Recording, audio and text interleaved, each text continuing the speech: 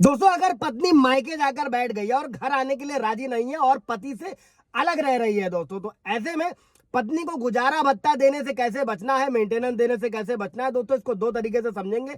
कानून की धारा क्या कहती है दोस्तों, और हाई कोर्ट का एक जजमेंट है, उसके जरिए आज हम लोग समझते हैं दोस्तों। जय हिंद, नमस्कार, मैं एडवोकेट आशीष मिश्रा। लाइक कर दीजिएगा, शेयर कर दीजिएगा, सब्सक्राइब कर दीजिएगा ताकि इन्फॉर्मेशन और लोगों को मिल सके।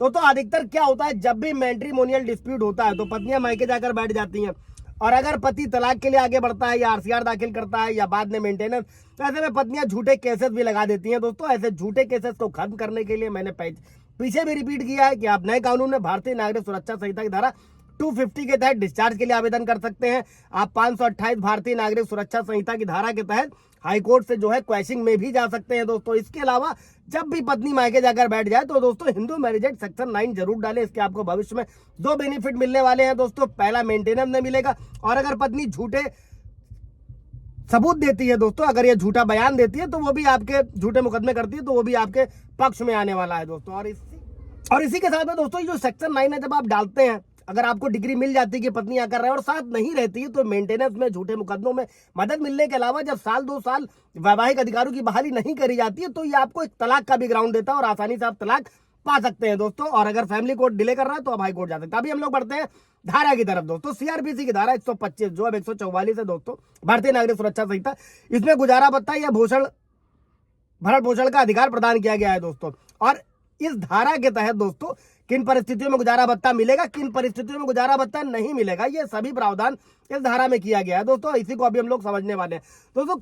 125 का सबसेक्शन 4 सीआरपीसी और भारतीय नागरिक सुरक्षा संहिता की धारा 144 का सबसेक्शन 4, कोई पत्नी अपने पति से इस धारा के अधीन भरण पोषण या अंतरिम भरण पोषण के खर्चे का हकदार नहीं होगी अगर वो किसी और पुरुष के साथ रह रही है, या फिर पर्याप्त कारण के बिना अपने पति के साथ रहने से इनकार कर देते हैं, या फिर पारस्परिक यानी कि आपसी सहमति से अलग रह रही है दोस्तों। इन सभी परिस्थितियों में पत्नी को मेंटेनेंस का अधिकार नहीं होता है दोस्तों, और इसे आप खत्म करा सकते हैं।